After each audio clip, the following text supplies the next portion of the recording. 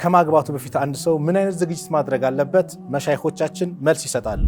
እንደውም ሸሪዓው ጋብቻን የሚገፋፋው ፍላጎት ሲኖር ነው። ፍላጎት ካለው መዘጋጀት አለበት። እስላማዊ ቤተሰብን ወደ መመስረት መሄድ ማለት ኃላፊነትን ወደ መሸከም መሄድ ማለት ነው። መጀመሪያ ለማግባቱ ገንዘቡን ካገኘ ተዛ ኃላፊነትና ተሰማው ወጣዋለሁ የሚል ነገር ሲመጣ ስለማግባቱ ራሱ መጀመሪያ ማማከር አለ። ደርሻለሁ አልደረስኩም በቻለው የተጋነነ ይሁን አይባልም። በቃ የቻለውን ያህል ትንሽ ዝግጅት ካደረገ አላህ Subhanahu Wa Ta'ala ደግሞ ያግዛል። ቪላ ቮልቮ ምናምን አያስፈልግም። የሆነ ነገር ካለ ያምጣ ነው። ተፈጥሮ ያለው በቃ ዝም ብዬ ነው ብሎ ማለት ያሰብ በፍጹም የተፈጠርከው ኃላፊነት አለበት። እነዛ ጌታቸውን የሚታዘዙ ናቸው አለ። ሶላታቸውን ደንቡን ጠብቀው የሚሰግዱ ናቸው አለ። በመሐከላቸው ሹራ የሚያደርጉ ናቸው አለና ከሰጠናቸው ደግሞ የሚሰጡ ናቸው አለ አላህ Subhanahu Wa Ta'ala። ወላጆች ልጅ ላግባ ብሎ ሲጠይቅ አንዳንድ ወላጆች አሁን በእኛ ጊዜ አሁን አንተ ገና አይደለ ልጅ አይደለ እሱ እኮ 25 ዓመት ሆኖታል ወይ 30 ሆኖታል። የሆነች ነገር ካለ አግባ፣ ተሰብሰብ። ኢልተሚሱል ጊና ፊ ዘዋጅ፣ ሀብትን በጋብቻ ውስጥ ፈልጉት።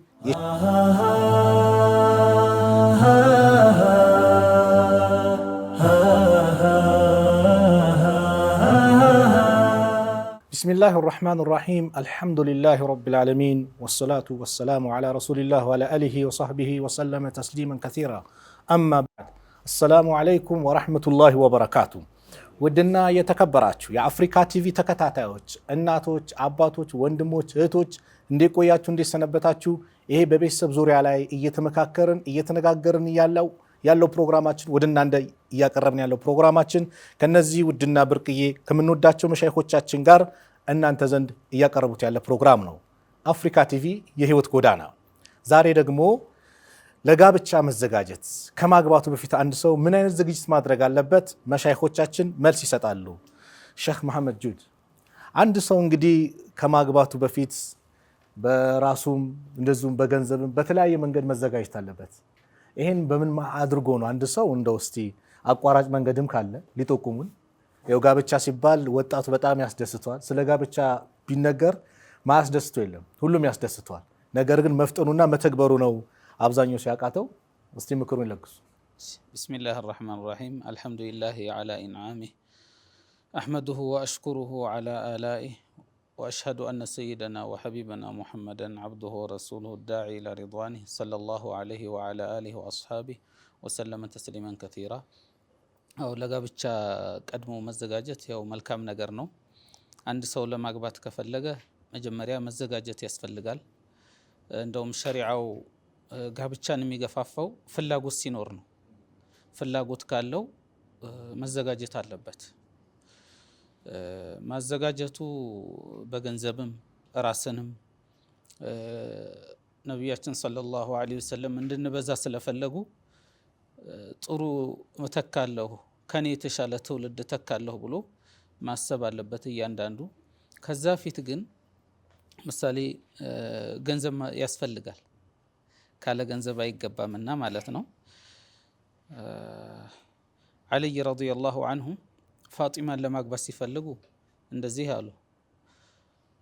አረቱ አን አብተኒየ ቢፋጢመተ ቢንቲ ረሱሊላሂ ሰለላሁ ዐለይሂ ወሰለም፣ ፋጢማን ጋር መገናኘት ፈለኩኝ ለመደገስ ስፈልግ። ወአዐድቱ ረጁለን ሚን በኒ ቀይኑቃዕ፣ ሰዋግ የሆነ ማለት ነው። በግመል ጭኜ ያንን ለሱ ለመሸጥ ሮጥኩ አሉ። አንድ ግመል ነበራቸውና በዛ ጭነው ያንን ለሰርግ ለማጠራቀም ማለት ነው። ለፋጢማ ገንዘብ ለመያዝ እንግዲህ የሆነ ጭነት ከይሁዳ ጋር ሰርተው ያችን ለሰርጋቸው ሊያደርጉት ለፋጢማ ወጪ ሊያወጡት ማለት ነው። እና ሰዒድ ሙሰየብ ረሂመሁላህ እሱም እንደዚሁ አንዱን ደረሳ አብዱላህ ኢብኑ አቢ ወዳዓ የሚባል ደረሳ ነበራቸው። ቂራት እየቀራ ነበር። ከቂራት አቆመ። ሲያቆም ምን ነው ጠፋህ አሉት። ባለቤት ነበረችኝ እኮ ሞተችብኝ። አሕደፍተ አሉት። አታስገኝም ነበር ወይ ሌላ አዲስ ታዲያ ሚስት ብለው ሲሉ ወመን የተዘወጁኒ ወላ አምሊኩ ኢላ ዲርሃመይን አለ። ያለችኝ 2 ብር ናት፣ ማን ያገባኛል 2 ብር ይዤ። ከዛ እነሱም በውስጣቸው አድርገው ልጃቸውን አብደልመሊክ ኢብኑ መርዋን ለልጁ ፈልጎ ነበርና ተገርፈዋል ባለንጋ ሰዒድ ሙሰይም ማለት ነው። ለባለስልጣን ልጄን አልሰጥም ብለው ማለት ነው።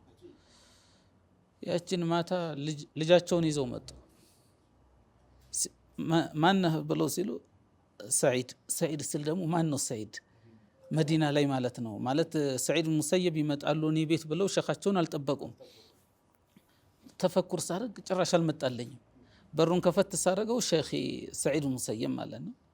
ደነገጥኩኝ አሉ። ከዛ ያችን ልጅ ይኸው አጋብቻለሁ ብለው ሰጡ።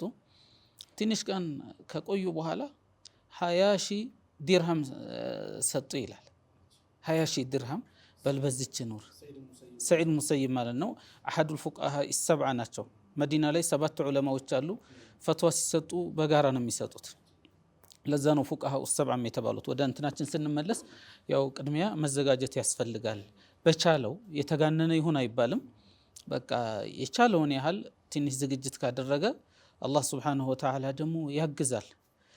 አፋፍን ፈልጉ፣ ኒካህን ፈልጉ፣ ትውልድ አፈራለሁ ብሎ ኸይር ነይቶ ሲነሳ ኢንሻአላሁ ተዓላ የቀረ የለም። ራሱ የሰማ ሁላ ያግዘዋል። አሁን በሀገራችንም እኮ ተለምዶ የቸገረው ሰው ሲመጣ እንዳትመልስ ይባላል። የነገ ቀን አይታወቅም እንደሚገጥመን። አንድ ሰው ላገባ ነው ካለ ዝም ብለህ እንዳታይ፣ ላገባ ነው ብሎ ካለ የሆነ ነገር ስጠው፣ አግዘው። ይሄ እኛ የሀበሾች ባህል ነው፣ ጥሩ ባህል ነው፣ ሸሪዓውም የሚደግፈው ስለሆነ አላህም ስብሓነሁ ወተዓላ ወተዓወኑ ዐለል ቢሪ ወተቅዋ። በዚሁ አጋጣሚ ቤተሰቦችም ማገዝ አለባቸው። ወላጆች ልጅ ላግባ ብሎ ሲጠይቅ አንዳንድ ወላጆች አሁን በእኛ ጊዜ አሁን አንተ ገና አይደለህ ልጅ አይደለህ እሱ እኮ 25 ዓመት ሆኖታል ወይም 30 ሆኖታል ገና ነው ብለው ይሉታል። እስከሚያረጅ እንደሆነ የሚጠብቁት አላቅም። ስለዚህ ፈሊተቁላህ ልጃቸውን መጠበቅ አለባቸው። በቻሉት ያክል ማገዝ አለባቸው። እሱም ደግሞ በቻለው ያክል ተፍጨርጭሮ ስራ ሰርቶ መተኛት የለበትም። ምን እየሰራ ነው ቁጭ የሚለው? ለምን ይተኛል? ተንቀሳቅሶ መስራት አለበት። አካለ ሙሉ ሆኖ ቁጭ ካለማ ይሄ ትንሽ አደም ማስያዝ ያስፈልገዋል። ዑመርም እኮ ረዲየላሁ ዐንሁ መስጂድ ላይ የሚቀመጡትን ሰዎች እኮ ዝም ብለው ተተቀመጡ አለንጋለቻቸው ይባላል። ስራ ሰሩም ቁጭ የምትሉት ለምንድን ነው? የኢባዳም ሰዓት አለው፣ የስራም ሰዓት አለው። እና በዚሁ አጋጣሚ ወጣቶች አደራችሁን እንዳትተኙ፣ ነቃ በሉ። የሆነ ስራ ፈልጉና ከዛ በኋላ አላህ ያግዛችኋል። ደግሞ ሴት ሲመጣ ዱንያም ይመጣል ተያይዞ ስለሚመጣ አሁን ብዙ ነገር ማሟላት አለብኝ ብላችሁ አትጠብቁ። ምናልባት የምተኙበት አልጋ እንኳን ባይኖራችሁ አግቡ ብዬ ነው የምለው።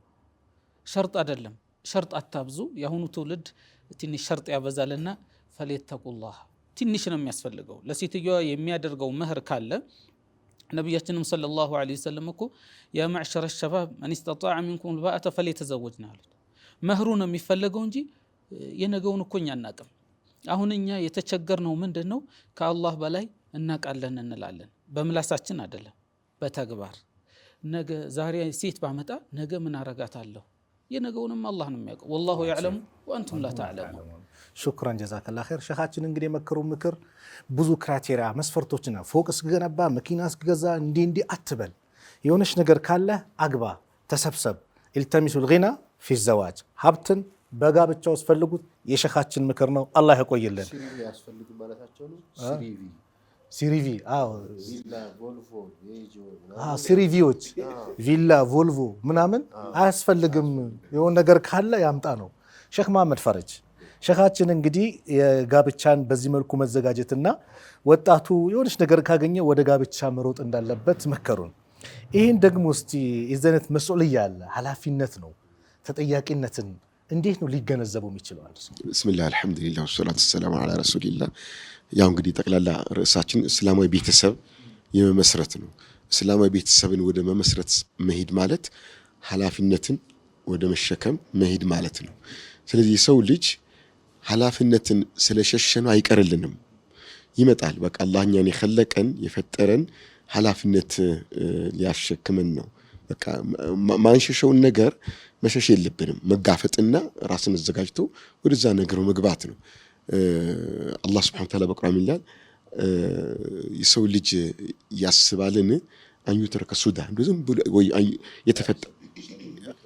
ዝም ብሎ መተው በቃ ተፈጥር ያለው በቃ ዝም ብዬ ነው ብሎ ማለት ያሰበ በፍጹም። የተፈጠርከው ኃላፊነት አለብህ። ተጠያቂነት አለብን እያንዳንዱ ሰው ማለት ነው። የቂያማም ቀን አላህ ይጠይቀናል። ዱንያም ላይ ተጠያቂዎች ነን። ስንኖር በጥቅሉ በኃላፊነት ስሜት ነው መኖር ያለብን። በቃ የኃላፊነት ስሜት ግዴለሽነትን ከኛ ማስወገድ አለብን። ግዴለሽ መሆን የለብህም፣ ተራሱ መሆን የለብህም፣ እንደፈለግ ሆናል ብሎ ነገር የለም። በቃ ተጠያቂን ዱንያ ለሙእሚኖች እስር ቤት ነች ማለት ምንድነው? ያሰረን ኃላፊነቱን ያሰረን ተጠያቂነቱን ያሰረን። ሙእሚን ከሆንክ ማለት ነው አይ እንደፈለግ ሆናለሁ ማለት ሙእሚን አልሆንም እንደማለት ነው። በቃ ለካፊሮች ጀነት ነች አለው እንደፈለጉ ስለሚሆኑ ማለት ነው። ሐራም የለ ሐላል የለ ተጠያቂነት የለ መስኡልያ እንደፈለጉ መሆን ነው። ስለዚህ አንድ ሰው ሙስሊም ሊሆን ሙእሚን ሊሆን ካለ ራሱን ለኃላፊነት ማዘጋጀት አለበት። ራሳችን ከምናዘጋጅባቸው የኃላፊነት የተጠያቂነት ሂደቶች ውስጥ አንዱ ጋብቻ ነው። ይህ ጋብቻ ሴቱም ሆነ ወንዱ ወደ ጋብቻ መግባት አይቀሬ ነው። በቃ መዘጋጀት አለበት። ለዚህ ወላጆች በጣም አጋዥ ናቸው። ብዙ ጊዜ ወጣቱ ለጋብቻም ደርሶ ደፍሮ ማይገባው ቅድመ ዝግጅት ስለሌለው ነው። አእምሮን አላዘጋጀም፣ ራሱን ለኃላፊነት አላዘጋጀም። ባል የሚለውን ነገር የባል ሐቅን ለመወጣት ሴት አልተዘጋጀችም፣ ወንዱም አልተዘጋጀመች። በዚህ ትውልድ አሁን ባለንበት ከተማ ቀመስ የሆነ ቴክኖሎጂ በተባለው ጊዜ ነው። ዶሮማ ቢሆን ገና ከዳዲ ስትነሳ ለምስትነት እየተዘጋጀች ነው የምታድገው ሴቷ። ባሉ ደግሞ ወንዱ ደግሞ ለባልነት እየተዘጋጀ ነው የሚያድገው፣ ኃላፊነት እየተሸከመ። ገና እኮ በእግሩ መራመድ ሲጀምር ከብት ይጠብቃል፣ ስራ ይሰራል፣ ይላላካል። በቃ ትንሽ መከፍ ካለ በቃ እርሻ ውስጥ ይገባል፣ ምን ውስጥ ይገባል፣ አባቱን ወደ ማሳረፍ ይሄዳል፣ ኃላፊነት ይሸከማል ማለት ነው። ሴት ቤተሰብ በተለይ ሴቶችንም ሙያ ያስተምራታል። ሴቶች ደግሞ የድሮ ልንገር፣ ሴቶች ብድግ ሲሉ እናቷን ታገዛለች፣ ስራ የቤት ስራ በደንብ ቀጥ አድርጋ ትሰራለች። አሁን ያለው ዘመን ግን ትምህርት 12ኛ ጨርሶ 20 ዓመት እስከሆነ ድረስ ምንም ኃላፊነት አይሰማም። ወንዱም ሴቷም እንደዛው ምንም ኃላፊነት አይሰማትም። በየትኛውም የህይወት ዙሪያ ላይ ማለት ነው። ልብሷ የሚያጥብላት ወላጆች ናቸው ወይም ሰራተኛ ነው። ምግብ የሚያዘጋጅ ወላጅ ነው ወይም ሰራተኛ ነው። ወንዱም ሴቱም እንደዛው። ትምህርት ቤት ደፍተርን አዘጋጅ ወጣ ይባላል። 10 ምናምን ዓመት ሆኖት ማለት ነው። ደፍተርን ለመታዘጋጅን እስክሪብቶ ጫማ ልበስ እንጂ ልብስ አስተካክል ሳትደርስ ወጣ። ስለዚህ ከቤተሰብ አጨማልቀው አሳድገውታል። ወላ የከተማ ልጅ በተለይ የከተማ ልጅ ኃላፊነትን እንዲሸከም መደረግ አለበት። ለዚህ ወደ ትዳር ግባ ሲባል ዳገት ተራራ ነው የሚሆንበት። እንዴት ይላል። ስለዚህ ወላጆች ልጆቻቸውን ገና ከልጅነታቸው ወንዱን ለባልነት የማዘጋጀት ሴቷን ደግሞ ለምስትነት የማዘጋጀት ሂደት ውስጥ ሊገቡ ይገባል እላለሁ። ኃላፊነት ይገባቸዋል። አዎ ማይኩን ለሼህ ዑመር ስጡልኝና እንግዲህ ሼኻችን በአቅምም በምን መዘጋጀት አለበት፣ ሼህ መሐመድ ፈረጅ ደግሞ ኃላፊነትን ሊረዳው ሊገነዘበው ሊኖርበት ይገባል አሉ። ሊያገባ ስለ አንድ ሰው እንደው ማማከር የሚባል አለ፣ እስቲኻራም ጭምር እንደው እስቲኻራም ሰግዶ እንደው ያ ረብ ብሎ አላህንም መለመን አለ። ይሄን እስቲ ወጣቱ የዘነጋው ነውና ይምከሩልን። ቢስሚላህ አልሐምዱሊላህ ሰላቱ ሰላም ዐላ ረሱሊላህ ሰለላሁ ዐለይሂ ወሰለም። ሰላም አለይኩም ወራህመቱላሂ ወበረካቱሁ። እንግዲህ የትዳር የሚባል ነገር ብዙ ጊዜ የምደጋግመዋለሁ ህይወት ነው። ህይወት እስከሆነ ድረስ መጀመሪያ ከሱ በላይ ኺብራ ያላቸው ሰዎች አሉና መጀመሪያ ለማግባቱ ገንዘቡን ካገኘ ተዛ ኃላፊነትና ተሰማው ወጣዋለሁ የሚል ነገር ሲመጣ ስለማግባቱ ራሱ መጀመሪያ ማማከር አለ። ደርሻለሁ አልደረስኩም፣ አሁን ለማስተዳደር እችላለሁ አልችልም፣ ቢያማክር ጥሩ ነው። ሁለተኛ ደግሞ ፈልጎ እገሊት እንዴት ናት፣ ከሷ ጋር ትዳር መሰረት ትሆነኛለች ወይ አትሆነኝም ወይ የሚለው ማማከር በጣም ወሳኝ ነው። ይሄ ማማከር የሹራ የሚባል ነገር በእስልምና ውስጥ እንደምታውቁት ትልቅ ቦታ አለው። እንኳን እኔ እናንተን አይደለም አንቺን አይደለም አላህ ነብዩን እንኳን አለይሂ ሰላቱ ወሰላም ወሻውሩን ፊል አምሪ ያለ ጌታ ነው። በወህይ ያገዘውት ማለት ነው። ወማ ينطق عن الهوى إن هو إلا وحي يوحى ብሎ ራሱ ምሎ ነግሮን ግን አማክር አላቸው። ይሄ ለምንድን ነው? አላህ ለኛ ትምህርት እንደሆን ብሎ ነው። ነብዩ አለይሂ ሰላቱ ወሰላምን አናግሮ የፈለገው እኛን ነው ማለት ነው። በጣም የዚህ የሹራ ነገር ትልቅነቱን እንደው ተሚያሳየው ነገር በተጨማሪ አላሁ ሱብሓነሁ ወተዓላ እነዛን ጀነት የተዘጋጀላቸውን ኸይር የተዘጋጀላቸውን አላህን ኸይር ያላቸውን ሰው ሲጠቅስ ወለዚነ እስተጃቡ ሊረቢሂም ወአቃሙ ሰላተ ወአምሩሁም ሹራ በይነሁም ወሚማ ረዘቅናሁም ይንፊቁን። ሁለት አርካነል ኢስላም መሃል ነው ቁጭ ያደረገው። እነዛ ጌታቸውን የሚታዘዙ ናቸው አለ። ሶላታቸውን ደንቡን ጠብቀው የሚሰግዱ ናቸው አለ። በመሐከላቸው ሹራ የሚያደርጉ ናቸው አለና ከሰጠናቸው ደግሞ የሚሰጡ ናቸው አለ አላህ Subhanahu Wa Ta'ala።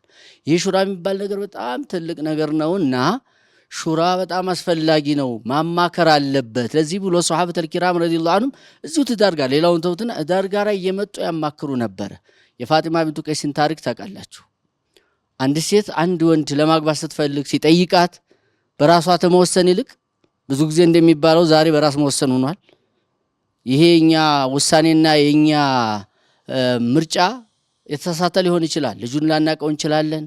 የሚመረጠው ምን አይነት እንደሆነ ላንረዳ እንችላለን። ሴቱም ላይ እንደዛው ወንድየው ሲመርጥ እንደዛው ላያቀው ይችላልና ከሱ የበለጠ ዕውቀት ያላቸውን ሰዎች ቢያማክር በጣም አስፈላጊ ነው። ያማክሩ ነበር። ሙግራ ብኑ ሹዕባ አስተውሳለሁ ነብዩ ሰለላሁ ዐለይሂ ወሰለም መጥቶ ሲያማክራቸው ሂዳያት فإن في عيون الأنصار شيئا የሆነ ነገር አላሉ ነብዩ አለይሂ ሰላቱ ወሰለም። እና ስለዚህ ማማከር በጣም ወሳኝ ነው። ማማከር አለብን መጀመሪያ ተመወሰናችን በስተፊት። ከዛ ይሄ ወዴት ይወስደናል? ታማከርን በኋላ ጥሩና ከተባለ በኋላ ተመወሰናችን በፊት ደግሞ ስናስበው ያን ጉዳይ ሷተ ሲኻራ መስገድ ያለብን ተኛ የበለጠ ታማከርናቸው ሰዎች የበለጠ ለኛ የሚጠቅመውን የሚያቀው ዱዓውም ያን ነው የሚያመለክተው። እንደው ለኔ ይሄ ነገር ጥሩ ከሆነ ጌታ ሆይ የሚል ነገር ስለሆነ እንካን እኮ ነው የምታቀው እንደዚህ ከሆነ ባክህ ለዛ ነገርና ሷተ እስቲኻራ መሰገድ ያለበት ነብዩ አለይሂ ሰላቱ ወሰለም ሶላቱ እንተና ሰዓቷ ተማለቋ ጋር ጃብር እንዳወራው ሶላት የቁርአን ምዕራፍ እንደሚያስተምሩን አድርገው ሷተ እስቲኻራ ያስተምሩን ነበር። አንዳችሁ በአንድ ነገር ላይ ያሰበ ጊዜ 2 ረካ ይስገዱ ነበር መገድ ይፈርዷ።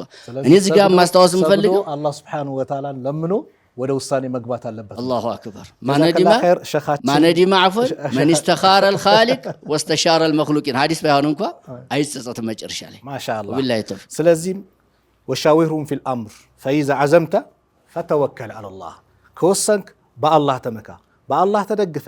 የነገሮች መሻይኾቻችን የነገሩን በአቅሜው ነገር ካዘጋጀ ሐላፊነት ከተሰማ አላህን አማክረህ ወንድሞችን እህቶችን እንደዚሁም ቤተሰብን አማክረህ የገባህበት ጉዳይ መጨረሻውን ጉዳይ ደግሞ ወደ አላህ አስጠግተህ ግባበት። ትዳር በረካ አለው። ትዳር ደስታ ያመጣል። የደስታህ ምንጭ የሐዘንህም ምትጋራህ ደስታህን ምትጋራህ የህይወት ጓድ ታስፈልግሃለች። ያላገባችሁ ወጣቶች አላህ በሰጣቸው ሲሳይ ቶሎ ተፋጠኑ፣ አግቡ። የዛሬው የአፍሪካ ቲቪ መልእክት ነው። አላህ ጥሩ ትዳር ይለግሳችሁ። ሰላም አለይኩም ወራህመቱላሂ ወበረካቱሁ።